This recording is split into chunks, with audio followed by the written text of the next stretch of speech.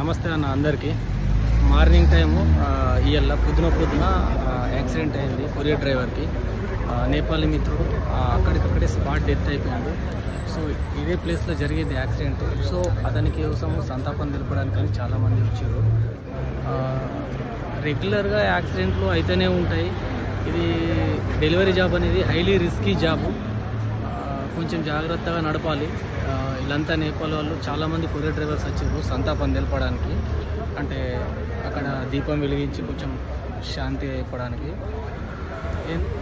ఎన్నో ఆశలతోని బయట దేశం వస్తామన్నా మన ఫ్యామిలీని, పిల్లల్ని, ఉన్న ఊరుని, కన్న తల్లిదండ్రులని, పిల్లల్ని, భార్య బిడ్డల్ని అందరినీ వదిలి మనం ఇక్కడ జాగ్రత్తగా పని చేసుకోవాలి. ఈ కొరియర్ జాబ్ అనేది చాలా రిస్కీ జాబ్ అన్న.